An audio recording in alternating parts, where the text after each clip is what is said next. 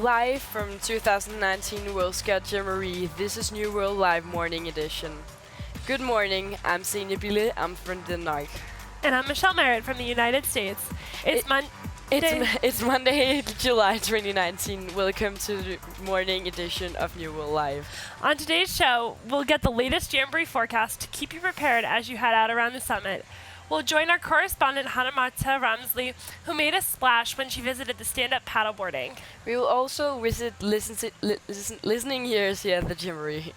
And earlier this week, UN Secretary General's envoy on youth, Jamatha Wickramanayake, visited us for an interview. It looks like it's going to be another warm day at the summit. So, to ensure that we are prepared for the rest of the day and beyond, let's have a look at the forecast with Jamboree meteorologist Kyle Kipple. Today will be the last day of somewhat comfortable conditions across the World Scout Jamboree. Good morning, I'm meteorologist Kyle Kipple. Temperatures warming to around 84 degrees Fahrenheit this afternoon, around 29 degrees Celsius. Wind 5 miles per hour or 8 kilometers per hour. And essentially, it will be the last day of nice conditions before a cold front moves through the area. However, the heat index of what the temperature will be feeling like will be moving into yellow flag conditions later this afternoon. Although afternoon temperatures will be in the low 80s and Fahrenheit around 81 degrees and around 27 degrees Celsius, we will tick up and it will feel warmer than that. We'll feel around 88 degrees Fahrenheit, around 30 degrees Celsius. So as those temperatures increase throughout the afternoon, make sure you are also increasing your intake of water. Tonight's lows warmer than the past couple nights as humidity has been increasing ahead of the approaching cold front. 63 degrees Fahrenheit this evening, 17 degrees Celsius for your overnight lows. Plenty of dry air across the eastern parts of the United States, but that will change ahead of a cold front and plenty of moist air behind that. That will continue tracking our way today and into tomorrow when we could see that cold front and as well as see the increase in rain chances. So if you have any outdoor plans or outdoor activities you haven't gotten in yet at the Jamboree, I encourage you to try and get them in today before the rain takes away your plans for the next couple days. In Fahrenheit, 84 degrees, 82 on Tuesday, 79 on Wednesday as we have an increase in clouds, as well as some rain which will help cool things down. 29 degrees Celsius today, 28 on Tuesday, 26 degrees on Wednesday. Taking a look at the weather map, high pressure has been across our area, but that will exit as the cold front moves into our region. This is taken using the GFS model and pinpoints where we'll think the heaviest of the rain will be. And Tuesday night, take a look at that. You're going to need your umbrella or your rain jacket if you have any plans, and factor that into your daily planner at the Jamboree on Tuesday. Here's the Barron 3K model with the future rainfall going into Tuesday. And Tuesday night, wherever you are across the Jamboree, you're going to need to plan for rain. Again, have that umbrella or rain jacket handy with you. Over the next 6 days, you'll see temperatures cooling just a bit as the rain moves into West Virginia, and the rain will be sticking around just for a little bit. Temperatures around 82 degrees on Tuesday, under 80 on Wednesday, and Celsius will be in the mid to upper 20s. On hot days, scouts look for different ways to cool down while doing fun activities. Standing up paddleboarding is one of the activities participants can do when they're around the summits and stay cool while in the lake. Our field correspondent Hannah-Marta went out to Goodrich Lake and tried her hand at stand-up paddleboarding. Let's check it out.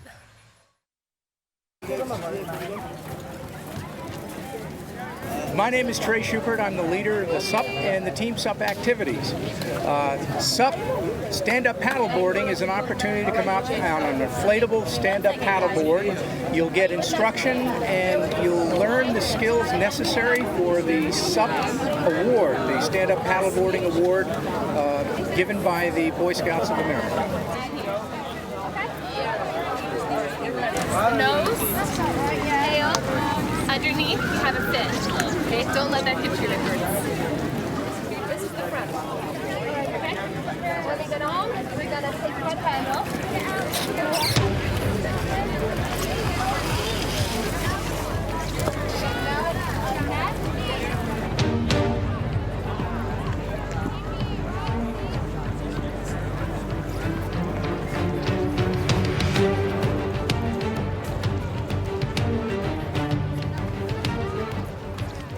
well, had fun.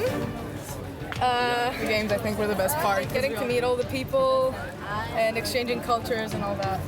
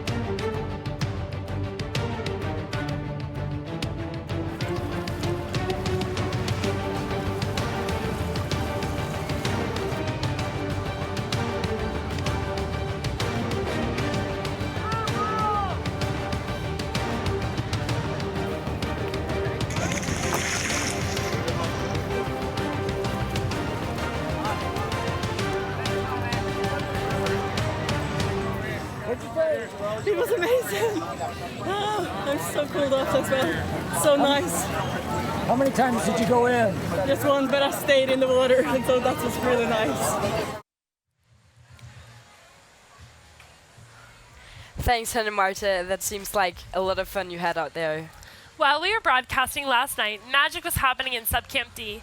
In true Jamboree spirit, 700 scouts from 13 different countries all came together to eat dinner, potluck style.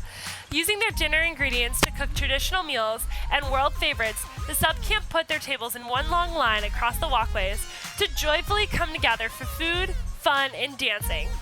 From Texans teaching line dancing to worldwide camp songs and deep discussions, it's amazing to see this type of community come together. It's what the Jamboree is all about. We've seen this week that scouting is a global movement that's taking shape in many different countries. Few organizations have as global of a reach as Scouting, except for the United Nations, which has more than 190 member countries and is a partner of the Scouting movement. Our colleague Diana Carrillo spoke with UN Secretary General's Envoy on Youth, Jayathma with Ramanayake.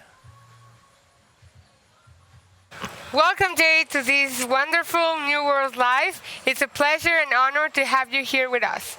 Let me start by asking, how is your job? What does it take to be the UN Secretary General Envoy on Youth? What are the goals? What do you do at your job on a daily basis? Good. Well, thank you very much for having me on the show, but also I just want to say thank you to the Scouts for inviting me to attend the Jamboree. This is my first Jamboree, and I've been having a lot of fun, but also learning about a lot of new things that the Scouts are doing and all these amazing young people here in the Jamboree are doing. So it's been a privilege to be here, and I look forward to more engagements. My job as the UN Secretary General's Envoy on Youth is to be the advisor and the representative of the UN Secretary General when it comes to youth-related issues. So when you say issues related to youth, it's really all the issues in the world, because young people are affected by every challenge and every reality that we are talking about. What is unique about my job or my position is that currently our world is the youngest it has ever been. So we have the largest number of young people in the history of the planet as we speak. So there's a huge responsibility in the hands of the policymakers to put together the right investments, the right policies, the right frameworks to empower these young people so they can contribute to the achievement of the Sustainable Development Goals, peace and security, and human rights for all.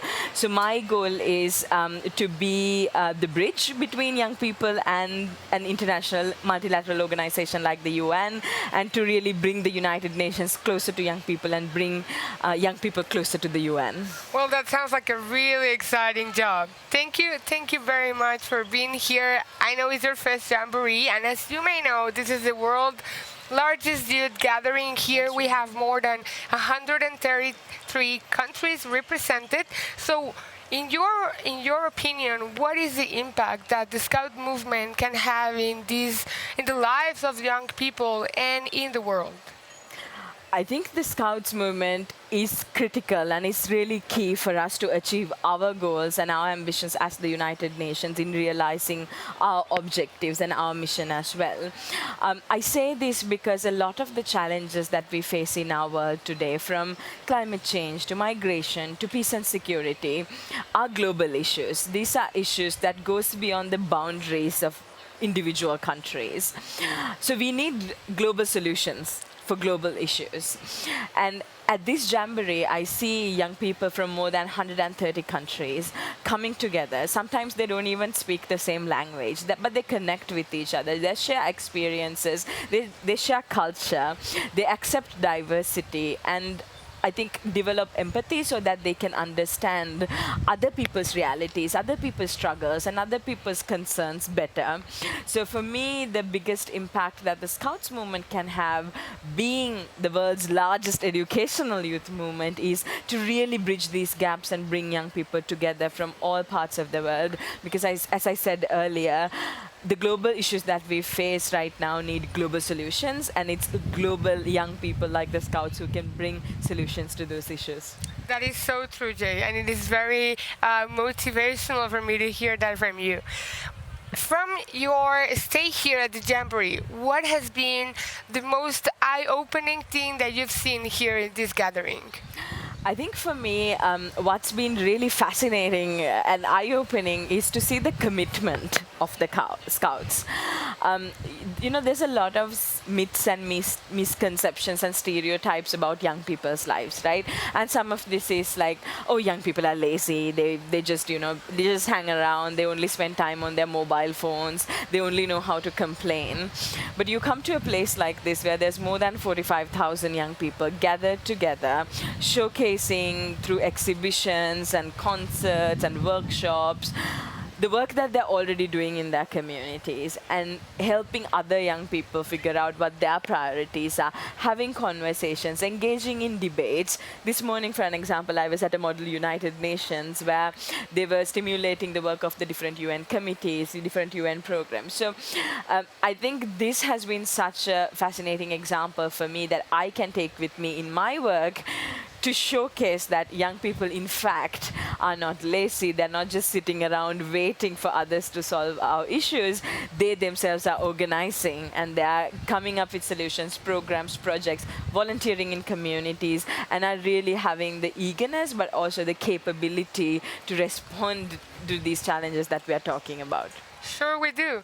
And lastly, let me just ask, here you said we have 45,000 Scouts here in the site, but over there we have around 50 million Scouts that are watching right now. So what would be your final message to them?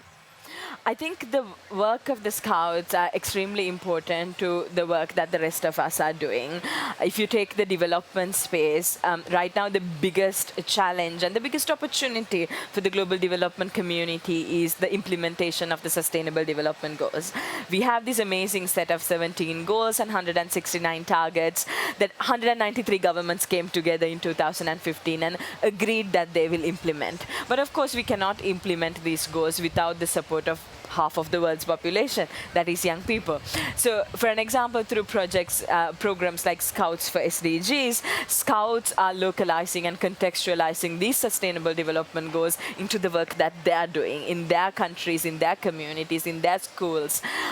So what's important is that this work that the Scouts are doing is actually reinforcing the work of the Sustainable Development Goals and are contributing positively to their achievement. For an example, the work that the United Nations is doing on peace and security, and the work that the Scouts are doing, for an example, through the Messengers of Peace and the Messengers of Peace Heroes programs, has been really instrumental for us to bring the perspective of young people, showcase and highlight the stories of positive peace building and positive impacts of young people, the frontline work, peace building work that young people are doing on the ground. So for us, the work of the Scouts are extremely important. You have a massive outreach, you have a massive reaching to young people who are shaping their value systems, their principles. So we really hope that you stay closer to the UN, to our values, to our principles, because we really share the same vision and share the same goals. We do, and I'm sure scouts that are watching, scouts that are here, we are all committed, as you said, for the Sustainable Development Goals, and we will still be working together.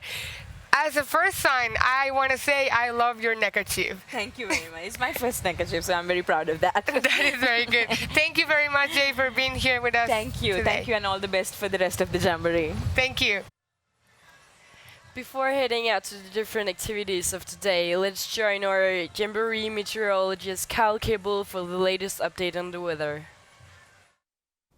Michelle and Xenia, I hope you're going to be enjoying your day here at the World Scout Jamboree because rain chances are on the rise later this afternoon and going into tomorrow. It's all due to this cold front that will be approaching our area come Tuesday, and you can see the forecast rain chances. Look at all that rain moving in Tuesday afternoon and Tuesday evening. You're going to want to be prepared and have that rain gear with you and ready to go as you're enjoying the Jamboree. Temperatures cooling as we have some more clouds and increased rain chances as we go through the next couple days. 29 degrees Celsius on Monday, 28 on Tuesday, and a little bit cooler on Wednesday, 26 degrees Celsius.